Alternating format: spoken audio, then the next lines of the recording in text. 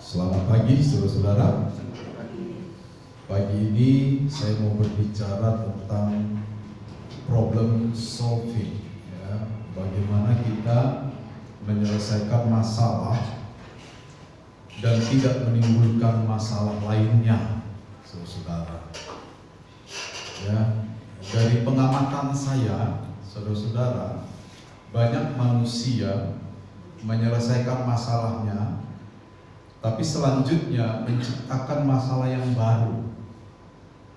Ya, jadi orang-orang Kristen harus diajari bagaimana caranya menyelesaikan sebuah masalah, tetapi tidak menimbulkan masalah lainnya. Ya, di dunia kita bisa melihat seperti Robin Hood misalnya. Ada yang kenal Robin Hood? Gak ada ya. Robin Hood ini terkenal dengan seorang yang dermawan, ya. Tetapi kedermawanannya diperoleh dengan cara merugikan orang lain. Ada sekelompok orang miskin, ya, lalu orang miskin di hadapannya itu kelaparan, papah, tanpa suplai, tanpa persediaan. Lalu dia mulai mencoba menolong orang-orang papah itu, memberikan mereka makanan, tetapi cara yang dia kerjakan merugikan orang lain, karena dia mencuri, merampok dari orang lain untuk menolong orang yang miskin. Itu namanya menyelesaikan masalah, tapi selanjutnya menimbulkan masalah yang baru dalam lingkarannya, saudara. Orang Kristen pun tidak lepas dari persoalan ini. Ya, banyak dari kita menyelesaikan persoalan tapi menimbulkan persoalan yang lain. Ya, seharusnya kita harus menyelesaikan persoalan, kita menyelesaikan masalah tanpa menimbulkan masalah yang lain. Nah, ini adalah salah satu materi, ya, sebenarnya materi ini materi kecakapan. Ya, bagaimana orang Kristen menjadi pribadi yang cakap dalam kehidupan sehari-hari. Ya, next, problem solving. Apa itu problem solving? Problem solving itu bicara tentang ketika kita memiliki satu persoalan dalam hidup kita. Jadi nanti sementara saya berkhotbah, mengajar, saudara pikirkan ya, ada nggak masalah dalam hidup saudara semua? Karena nanti kita akan terus engage, terkoneksi. Ya, kita akan belajar dari setiap tahapannya. Mulai sekarang coba pikirkan apa masalah yang sedang kau hadapi. Ya, jika ada, kalau tidak ada ya puji Tuhan, gitu kan. Tapi kalau ada, saya sedang menghadapi masalah ini. Coba mulai tetapkan apa yang kau pikirkan, biar kita bahas nanti. Ya, step demi step, langkah demi langkah. Problem solving itu bicara tentang saya mengenali dan memahami masalah saya secara mendalam. Itu dulu. Paham gak kita persoalan kita? Nah, itu. Ada orang gak paham persoalannya, saudara. Ya, gak paham dia. Tidak mengenali apa yang sedang dia hadapi.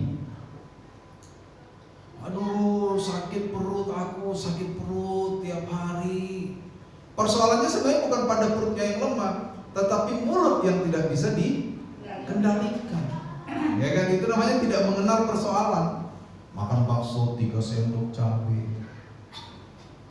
Ya kan, makan seblak tiap hari.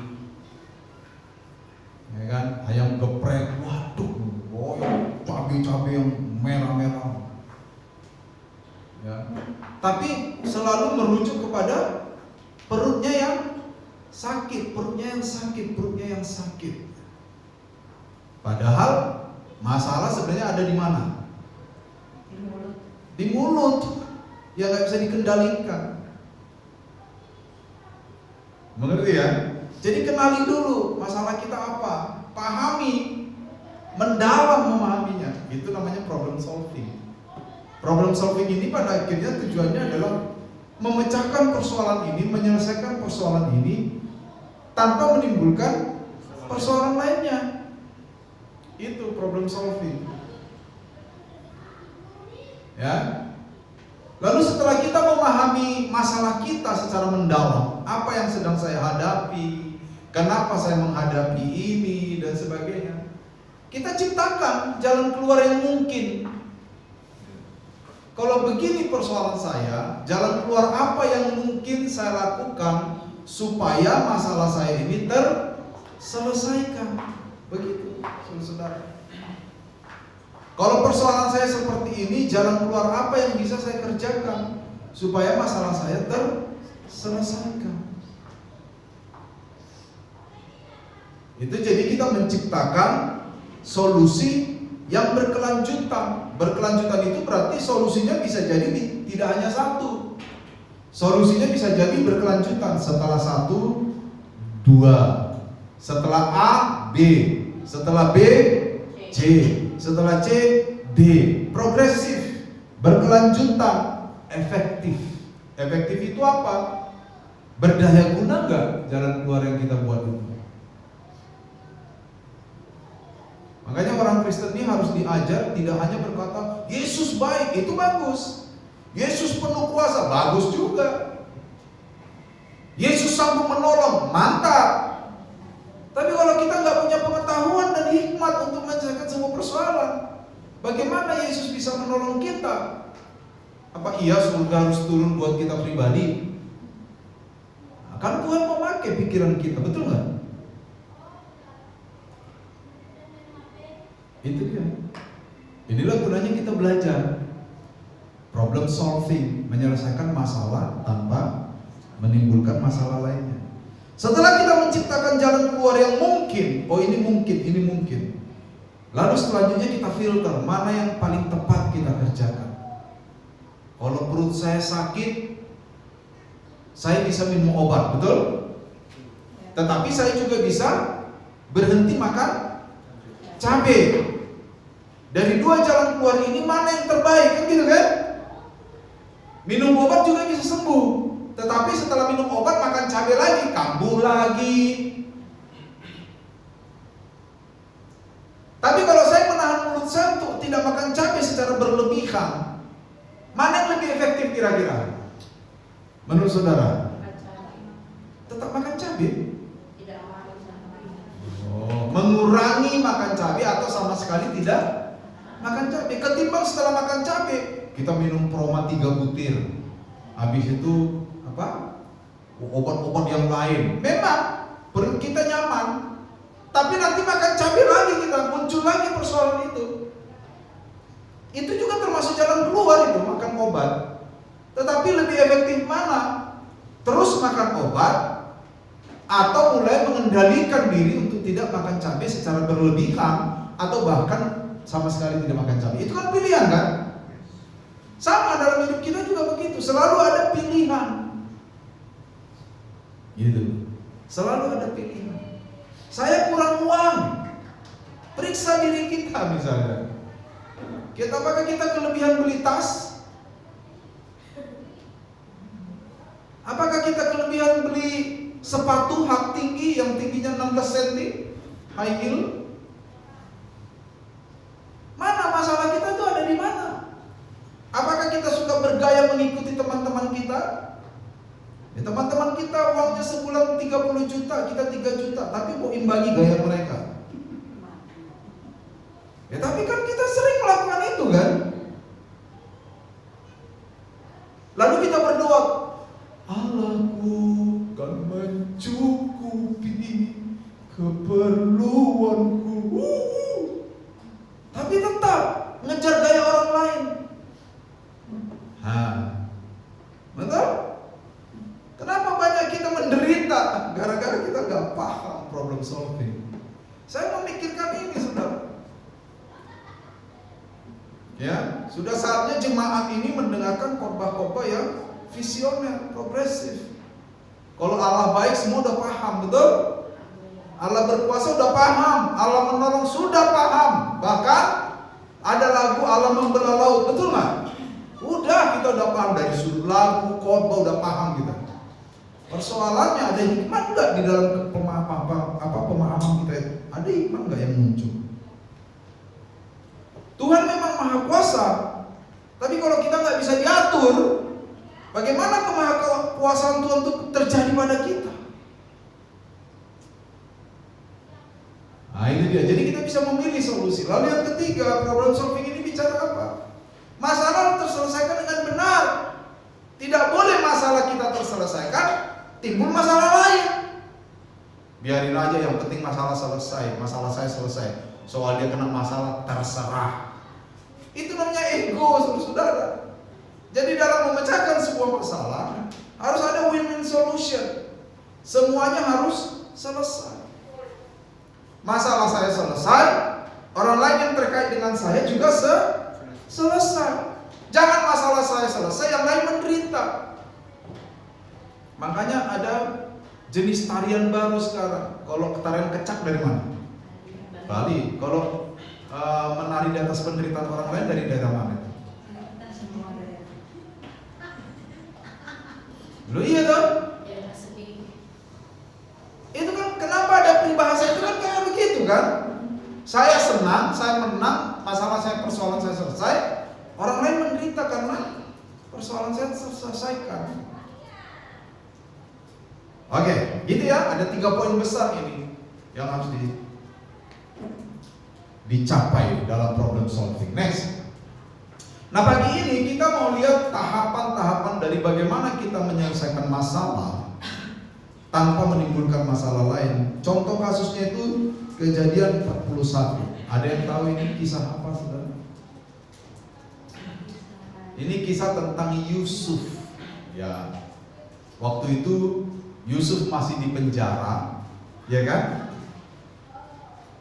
Raja Fir'aun bermimpi. Lalu singkat cerita Yusuf dibawa keluar dari penjara karena dia pernah menafsirkan mimpi pelayan roti dan minum raja. Dibawa, lalu dia menafsirkan mimpi raja. Di sana diceritakan oleh Yusuf, Raja Firaun bermimpi 2 kali. Idenya sama. Yusuf bilang, ini berarti Tuhan akan mengerjakan dengan segera sesuatu yang dahsyat. Apa itu? 7 tahun terjadi kelimpahan di Mesir, 7 tahun berikutnya akan terjadi kelaparan. Setelah diobrol, akhirnya Yusuf diangkat menjadi orang nomor 2 setelah Fir'aun. Nah itu ceritanya berlanjut. Jadi dari situ kita akan belajar. Ya, pertama mengenali masalah. Di dalam kisah Yusuf atau Kejadian 41 ada masalah yang timbul. Masalahnya apa? Masalahnya akan ada 7 tahun kelimpahan. Lalu setelah 7 tahun kelimpahan di seluruh tanah Mesir, akan terjadi 7 tahun kelaparan. Itu persoalan. Iya kan? Itu persoalan. Jadi di dalam kisah ini, ketika kita mengidentifikasi masalah, ketika kita mulai mengenali apa persoalan yang muncul di kisah Kejadian 41 ini, persoalannya ini akan ada 7 tahun kelimpahan yang betul-betul berlimpah. Tetapi setelah itu akan ada kelaparan, ya, kemiskinan, bumi tidak menumbuhkan apapun juga selama 7 tahun. Nah itu dia. Ini persoalannya yang dihadapi oleh Mesir pada waktu itu. Nah sekarang jemaat mulai pikirkan, apa persoalanmu hari ini? Sudah semua mikirin persoalannya? Bisa jadi kita kurang uang, bisa jadi kita sakit, bisa jadi kita khawatir akan masa depan anak-anak, apapun bisa jadi persoalan. Ya, apa persoalanmu? Coba mulai pikir. Nah di Kejadian 41 persoalan yang muncul adalah akan terjadi kelimpahan yang betul-betul berlimpah. Mungkin belum pernah terjadi sepanjang sejarah negeri Mesir. Tetapi setelah 7 tahun kelimpahan akan terjadi 7 tahun kelaparan yang juga tampaknya belum pernah terjadi sepanjang sejarah negeri Mesir. Ya, kita mengidentifikasi, kita mengenali persoalan kita. Persoalan saya apa? Persoalan Anda apa? Persoalan di tanah Mesir adalah ini. 7 tahun kelimpahan akan diikuti 7 tahun kelaparan yang betul-betul berlimpah, betul-betul miskin. Itu persoalan. Ya. Next, kita analisa masalahnya. Yang kedua, ini tahapan kedua. Kita mulai mengenali masalah ini lebih dalam. Kita analisa, akan ada 5 tahun kelimpahan dan segera diikuti 5 tahun ya, bukan 7 tahun ya. Maaf, coba dilihat dulu. 7 tahun. 7 apa 5? 7 tahun. Berarti saya salah ketik ini di pikiran saya 7, di sini 5. Coba pastikan dulu 7 apa 5? Kejadian 41. Sudah dilihat? 7 ya? Berarti saya salah ketik ya. Maklum sudah tua. Ya. Jadi saudara, kita analisa masalah ini. 7 tahun akan terjadi kelimpahan dan selanjutnya 7 tahun akan terjadi kelaparan. Dampaknya apa? Di ayat 36 dikatakan, ketika terjadi kelaparan, seluruh negeri bisa jadi binasa karena kelaparan itu. Coba diperhatikan ayat 36. Ya, coba seorang membacakannya kepada kita yang keras. Ayat 36. Demikianlah segala bahan makanan itu menjadi persediaan untuk negeri ini dalam ke-7 tahun kelaparan yang akan terjadi di tanah Mesir, supaya negeri ini jangan binasa karena kelaparan. Nah, ketika terjadi kelaparan, Yusuf berkata, dampak dari kelaparan itu bisa saja, ingat ya, bisa saja mengakibatkan negeri itu binasa. Saudara, nah, kata binasa di sini ini bukan kata yang umum. Ini memperlihatkan kehancuran total. Jadi bisa saja hancur total negeri Mesir. Padahal waktu itu negeri Mesir adalah satu dari negara adikuasa pada masa itu. Bayangkan, kelaparan bisa saja menghancurkan sebuah bangsa, sebuah negeri yang betul-betul perkasa. Gitu dia. Waktu kita berpikir tentang masalah kita, saudara, kita perlu bertanya secara mendalam, apa penyebab masalah kita terjadi? Ya kan? Nasi gosong misalnya. Apa yang membuat nasi gosong? Siapa yang pernah masak terus nasinya gosong? Nasi burut. Apa yang penyebab nasi gosong? Berarti bukan api ya? Kalau iya, berarti penyebab utamanya apa? Lalai. Lalainya disebabkan apa? Karena tidak ada perhatian.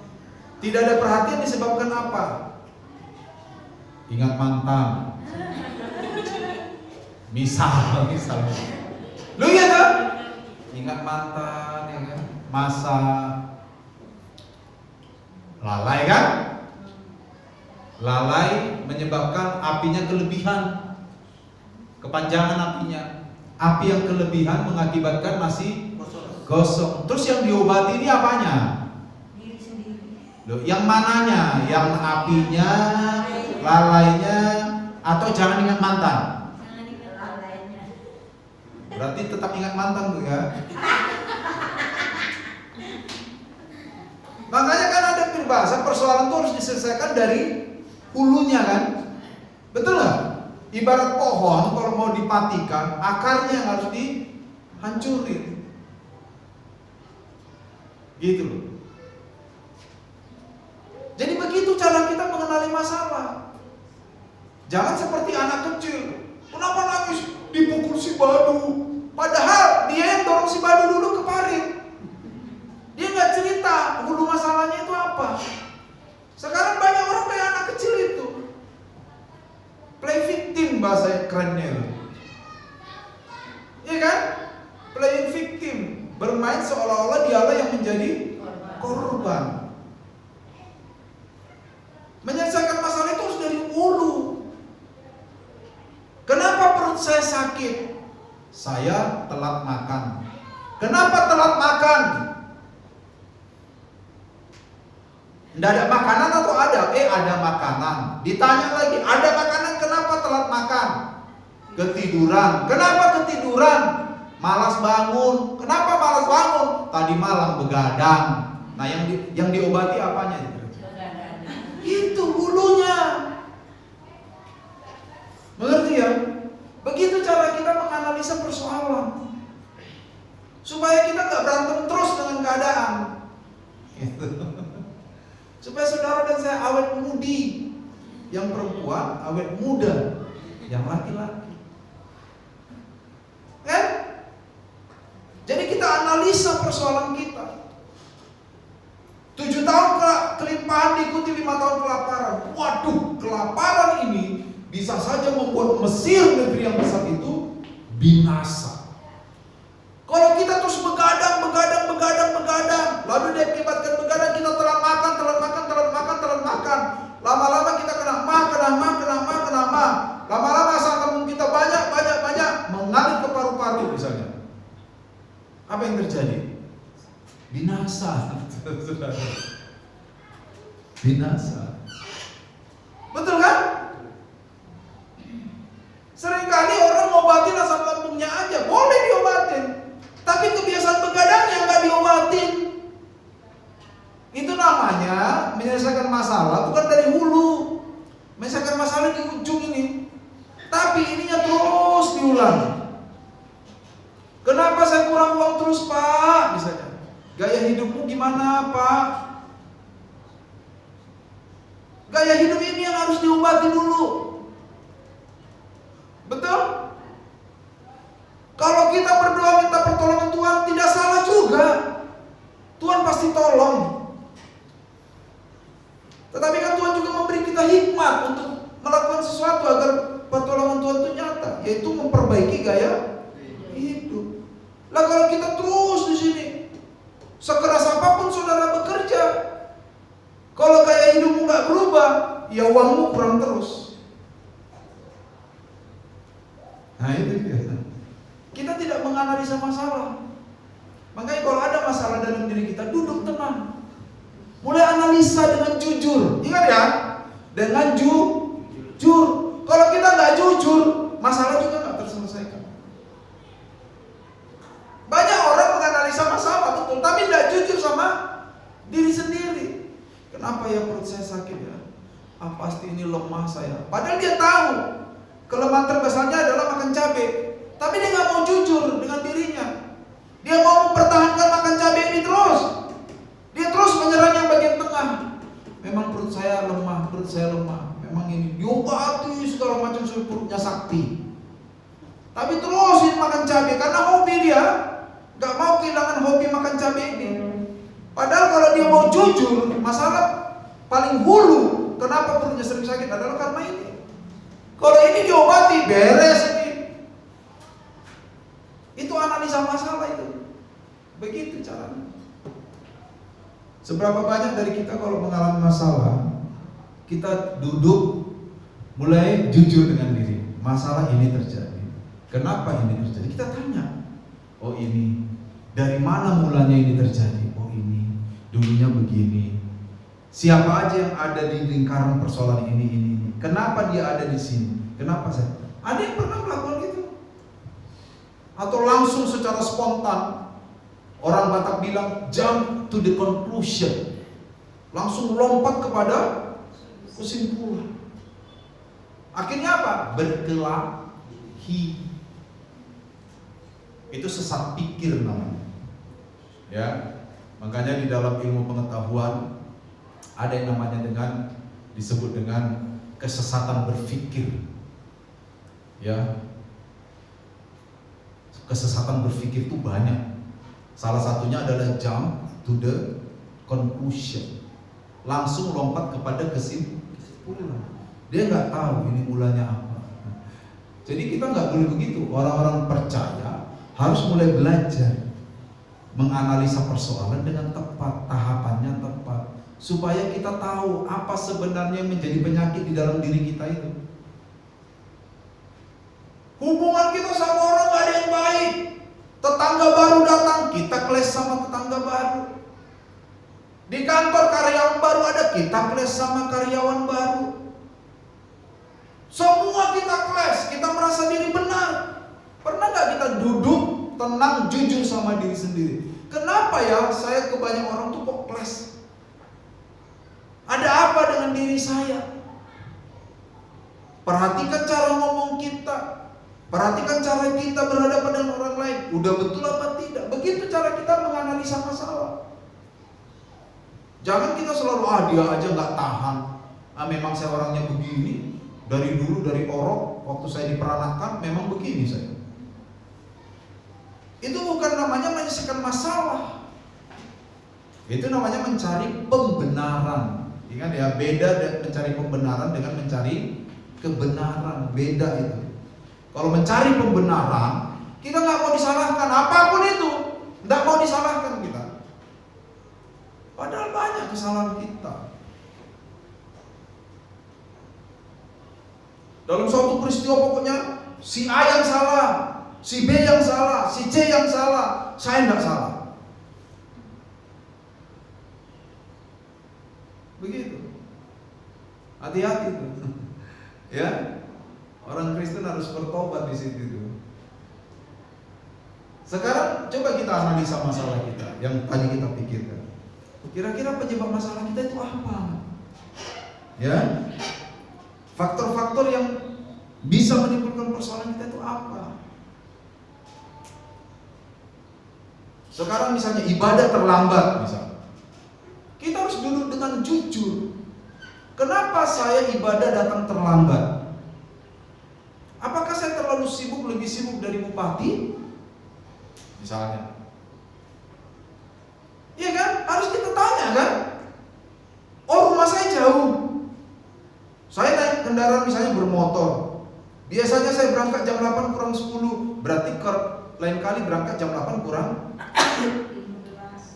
25. Kan begitu jalan keluarnya kan? Kan ada yang bilang 15, ada yang bilang 20. Supaya adil saya bilang 25. Nanti kalau saya bilang ya 15 mendukung satu, tidak yang satu. Betul nggak? Begitu caranya. Jangan bilang memang gereja terlalu jauh, kita pindah aja gereja Ketimah. Bukan itu persoalan yang perlu diselesaikan. Itu namanya mengkaji kita jujur dengan diri kita sendiri. Oh, saya sudah siap bangun jam 6, ibadah jam 8. Tapi setelah bangun, bergeraknya saya 1,5 jam kemudian. Nah, itu masalahnya, itu harus dikaji.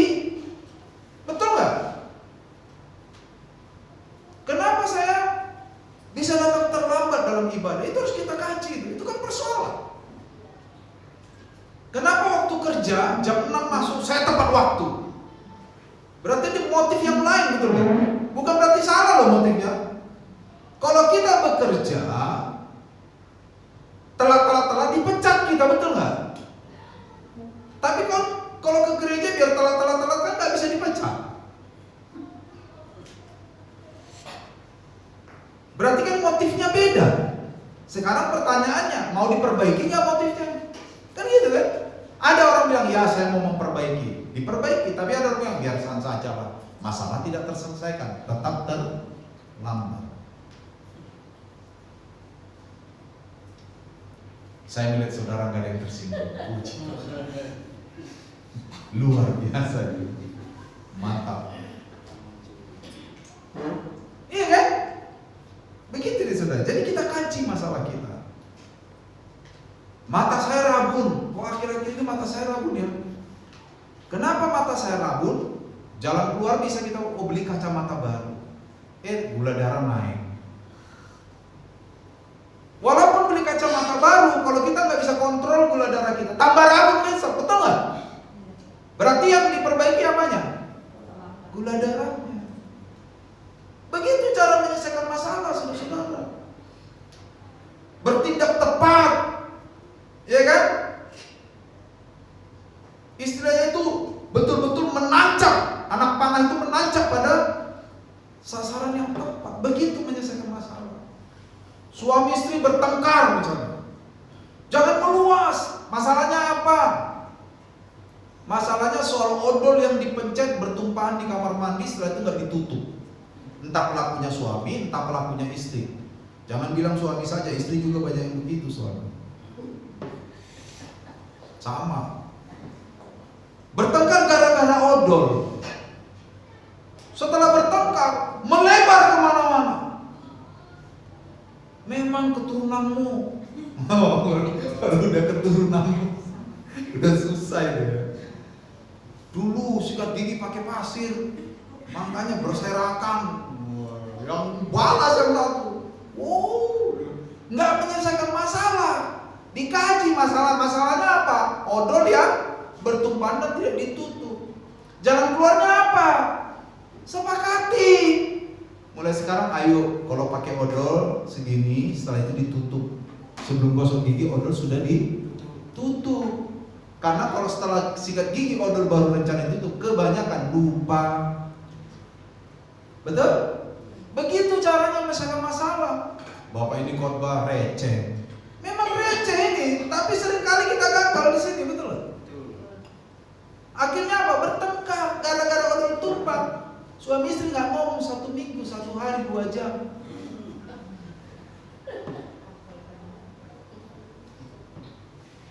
Anak korban bilang bapak begitu. Kalau dia bikin kopi yang baik, bapaknya bilang sampaikan ke mama.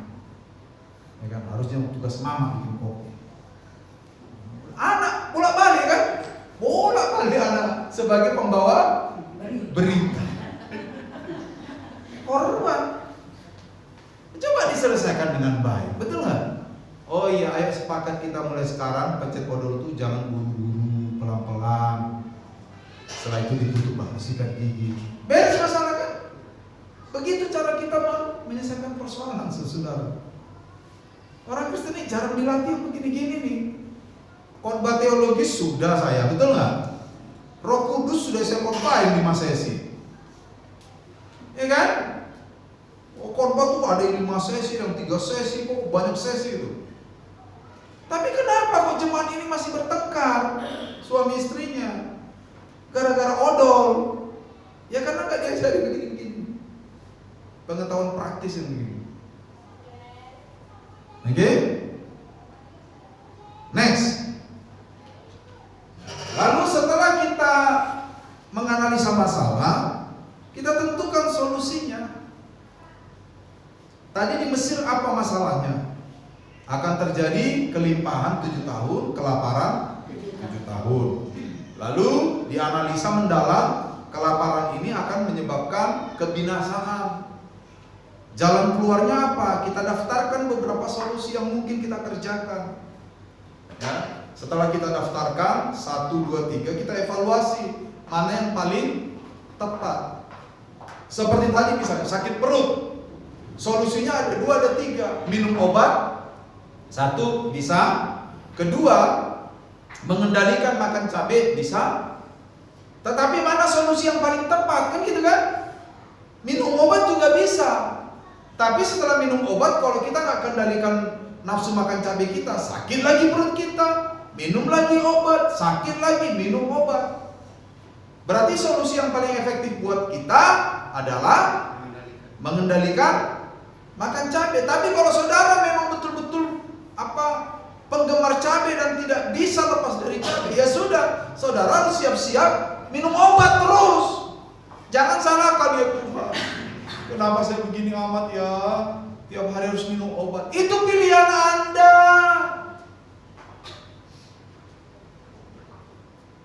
Betul kan?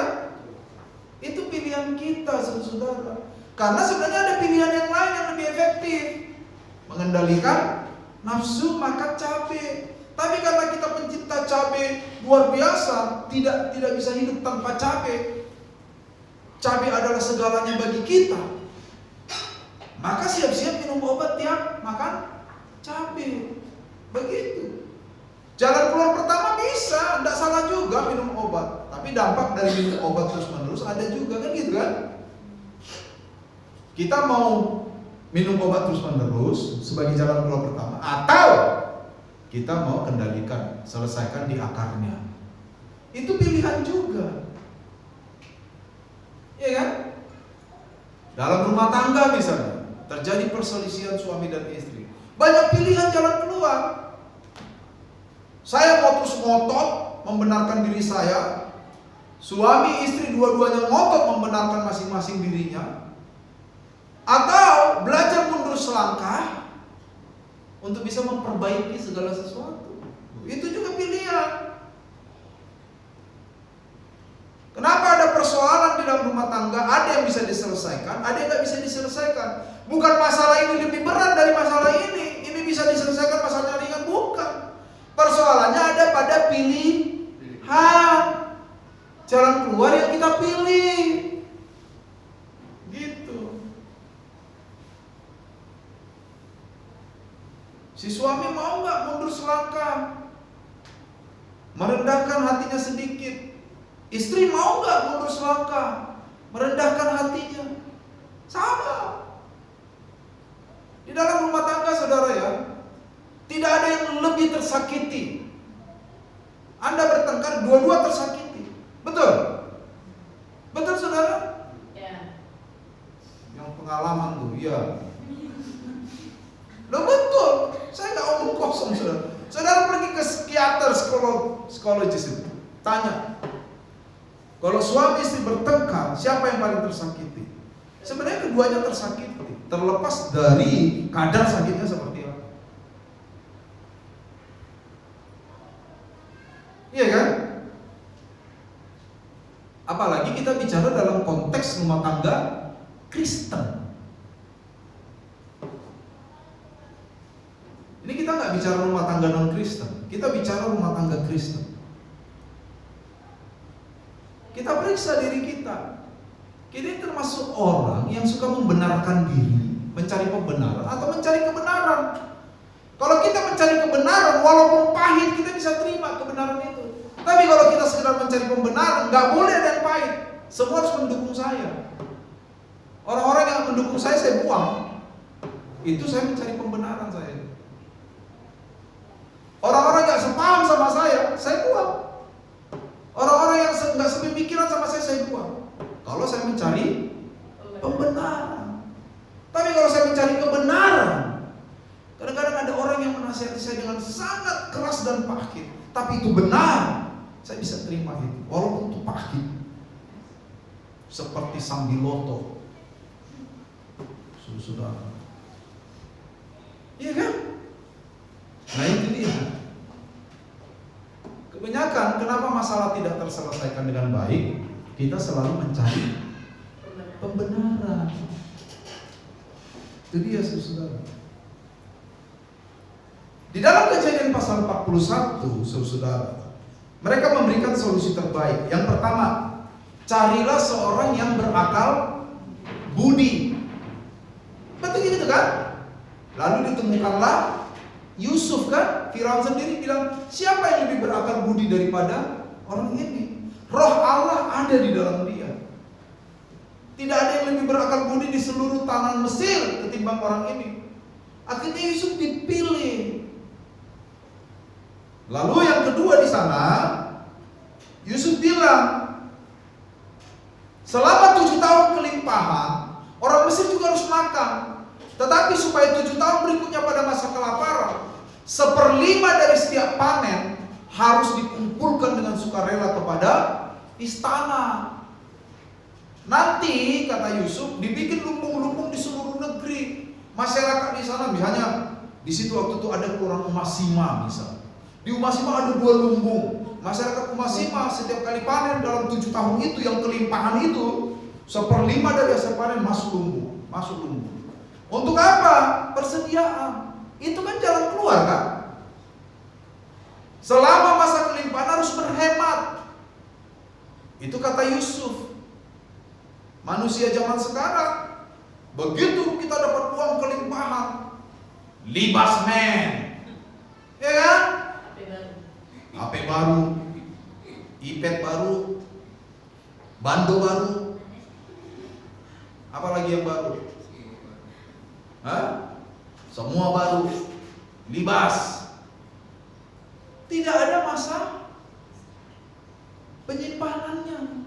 Yusuf bilang, hati-hati, 7 tahun kelimpahan di seluruh negeri harus disetor seperlima, dan itu sukarela kepada negara, karena mereka berkelimpahan, nggak akan mengurangi, semua harus disetor seperlima ke lumbung-lumbung. Jadi kata firman Allah, di seluruh Mesir dibikinlah lumbung.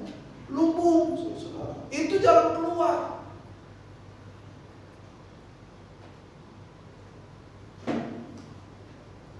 Iya kan? Itu jalan keluar. Seperti tadi kita bahas tentang sakit perut. Apa jalan keluar yang paling efektif? Pikirkan. Masalahmu hari ini apa? Pikirkan jalan keluar yang paling efektif apa. Ya.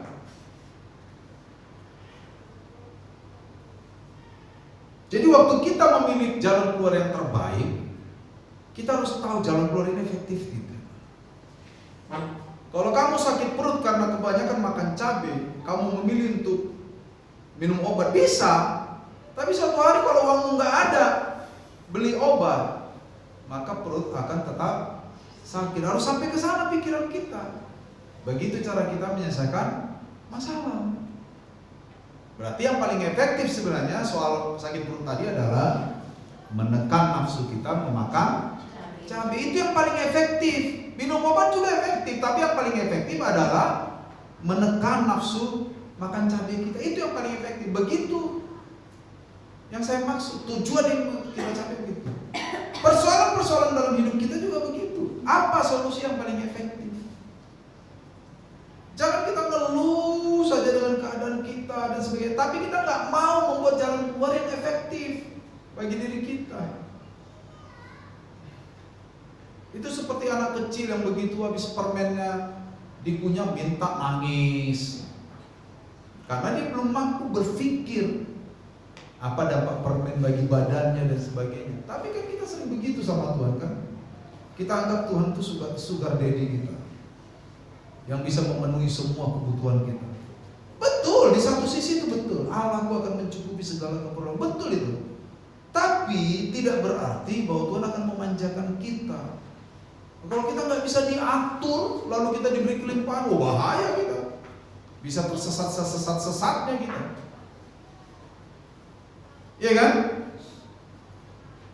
Ini udah mulai tegang sekali. Itu kayaknya tidak masuk akal. Next. Langkah selanjutnya adalah bertindak segera. Bertindak segera. Di dalam kisah ini Yusuf langsung ditunjuk, kamu yang saya tunjuk, kata Firaun. Langsung Yusuf membangun sistem penyimpanan di seluruh Mesir. Ayat 46-49. Jadi harus ada tindakan, jangan cuma wacana. Saya mau baca Alkitab tiap hari secara teratur sesuai dengan yang di WA-kan. Maka kita harus membuat tindakan. Kita atur waktu. Kita baca setiap hari. Walaupun kadang lewat, ya dirapel, tapi jangan dirapel sebulan. Apa? Harus bertindak segera kita. Supaya jalan keluar yang kita sudah tetapkan itu bisa berfungsi terhadap masalah kita. Ya, itu dia. Solusi yang kita sudah tetapkan, lakukan. Saya tidak mau lagi terlambat ibadah. Oleh karena itu saya harus atur waktu jam tidur saya. Bila perlu kalau saya tidurnya nyenyak, saya pasang waker saya. Saya kalau ada orang sekarang, aduh maaf terlambat bangun, itu saya malas dengar. Karena apa? Sekarang tuh udah canggih. Saya juga orang deep sleep, saudara. Tidur tuh nyenyak saya. Tapi satu malam itu waker saya 2 kali saya set. Jam 12 malam saya harus bangun, buang air kecil dan matikan AC. Kalau hari Minggu setengah 6 saya sudah bangun. Kalau enggak saya pasti ketiduran juga. Jadi kalau ada orang sekarang, kenapa terlalu ketiduran Pak? Males saya dengarnya sebenarnya, tapi saya tetap harus berikan senyum terbaik saya. Gitu. Karena apa? Tuhan sudah berikan kita device, alat, betul nggak? Kalau zaman dulu oke. Ayam juga sekarang kan sudah jarang yang berkokok. Udah nggak ada lagi. Saya udah nggak pernah dengar ayam berkokok. Tapi Tuhan gantikan dengan handphone. Di handphone kita tuh semua ada. Waker. Suara waker saya halus Pak, ganti lagu dangdut biar kita dengar weng weng weng. Jadi nggak ada alasan sebenarnya saudara. Dan saudara perlu tahu, keterlambatan itu merugikan orang lain. Saya paling tidak nyaman kalau dalam rapat apa terlambat orang santai. Saya nggak percaya orang ini 50%, langsung begitu saya. Jadi kalau kita terlambat, kita kehilangan kepercayaan orang itu 50%. Kecuali terlambatnya kita tuh antara hidup dan mati dan kita beritahu. Misalnya ban saudara kempes di tengah jalan. Oh ya, saya terlambat. Ban saya kempes nyari bengkel. Nah itu kan nggak bisa kita paksakan dorong, nggak bisa. Memang itu faktor eksternal yang nggak bisa dihindari. Tapi kalau ketiduran pas, ya kita perbaiki diri kita sebagai orang Kristen. Orang Kristen itu harus punya kualitas, saudara. Jangan jadi Kristen-Kristenan, kita harus jadi Kristen tenanan, betulan kita Kristen. Kualitas kita harus ada. Bertindak segera. Ya, kalau kita terlalu lelah, diatur jam tidurnya. Saya jarang sekali kalau saudara WA saya lewat dari jam 10, jarang akan masuk. Karena WA saya udah mati, saya udah tidur. Bukan karena apa, rajin tidur sekali Pak, enggak. Besok saya khotbah, pikir saya saudara. Saya harus tidur baik, saya harus punya kualitas tidur yang baik, gitu ya. Next, terakhir, monitoring ke depan. Ya, ke depan kita harus terus mengevaluasi. Kita monitor. Setelah kita misalnya makan, menahan nafsu makan cabai, tapi masih tetap perut sakit, kita harus teliti lagi. Kenapa masih perut sakit ya? Apakah perut saya sudah terlanjur rusak? Kan begitu kan? Ditanya, dimonitor. Gitu. Setelah kita pasang waker, kenapa saya masih susah bangun ya? Berarti ada teknik baru. Apa itu?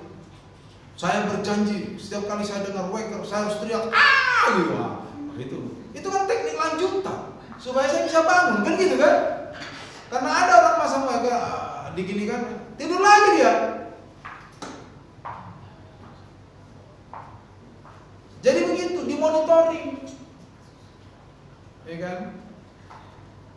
Kenapa saya masih susah? Istilahnya itu, ngomongan saya masih susah yang lembut. Harus ada cara lain lagi. Itu namanya monitoring, evaluasi dan monitoring, saudara. Pantau hasilnya, evaluasi, pantau lagi, evaluasi lagi. Solusinya benar, berhasil apa tidak? Memberi peringkatan apa tidak? Gitu saudara. Ya, begitu. Dalam rumah tangga juga begitu. Kenapa suami saya masih mutung mukanya? Walaupun saya sudah berkata lembut, oh kopi belum tersedia.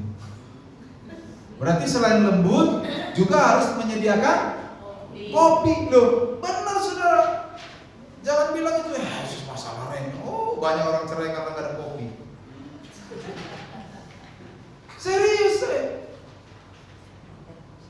Sekarang kurang apa tuh artis-artis? Ganteng, cantik, uang banyak, betul? Kurang apa? Mau beli mobil hari ini 1 bisa. Cerai juga mereka. Gara-gara apa? Kopi. Penghargaan. Betul? Kalau suami orang yang datang ke rumahnya, oh Pak mau minum apa Pak? Betul? Oh Pak, halo Pak. suaminya lupa. Suami juga gitu. Kalau ada tamu-tamu istri,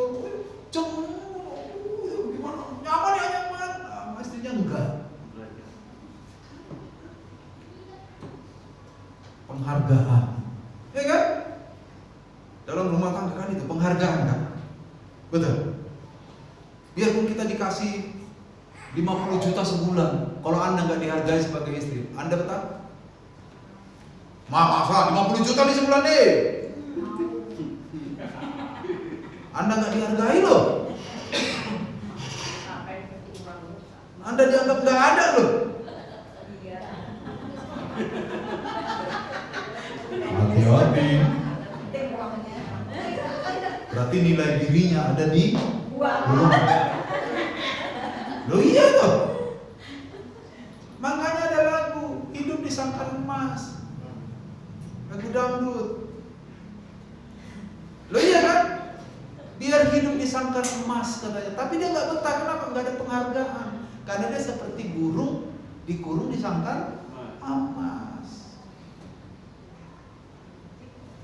Ya kita bersyukur kalau para suami bisa memberikan kecukupan sama istri.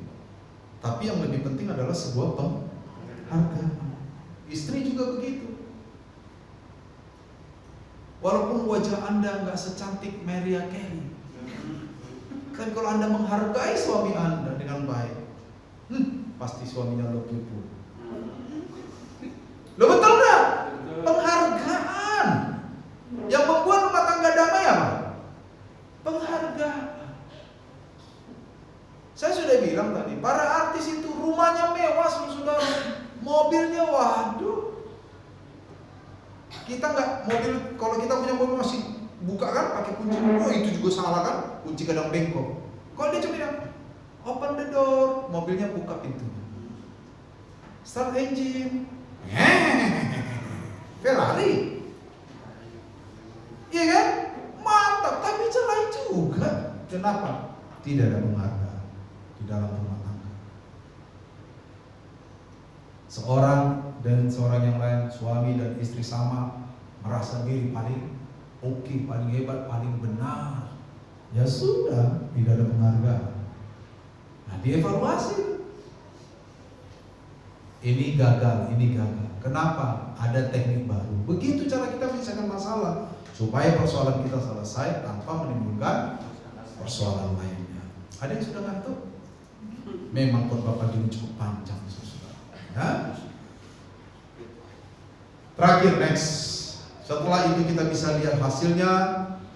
Bangsa Mesir diselamatkan. Bahkan setelah 7 tahun kelaparan, bukan hanya bangsa Mesir yang diselamatkan, bangsa-bangsa yang lain pun. Betul. Makanya nanti Yakub dan saudara-saudara Yusuf yang lain dari Kanaan yang bukan Mesir datang ke Mesir. Karena di Mesir ada persediaan makanan.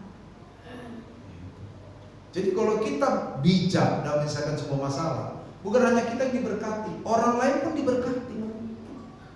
Bukan seperti yang saya bilang di awal tadi, kita menyelesaikan masalah, orang lain mendapat masalah, menderita. Bukan. Kalau kita dengan hikmat Allah menyelesaikan masalah dengan prosedur tadi yang kita bicarakan, kita diberkati, persoalan kita selesai, orang lain pun diberkati. Bukankah kita sedang memberitakan Injil dengan cara itu? Iya kan? Next, terakhir, Amsal 21 ayat 5. 1, 2, 3, kita baca.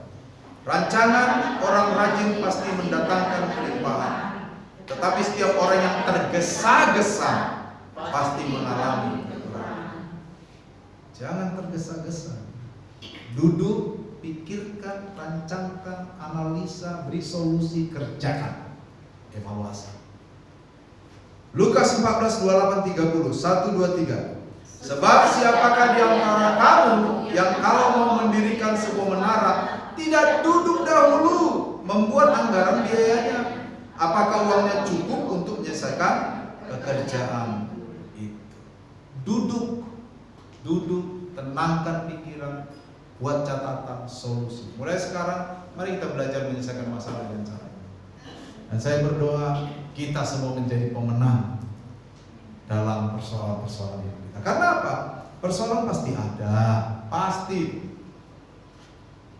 Masalahnya bukan karena persoalan, tapi bagaimana kita menyelesaikan persoalan tanpa menimbulkan persoalan lain. Tuhan memberkati kita, saudara-saudara.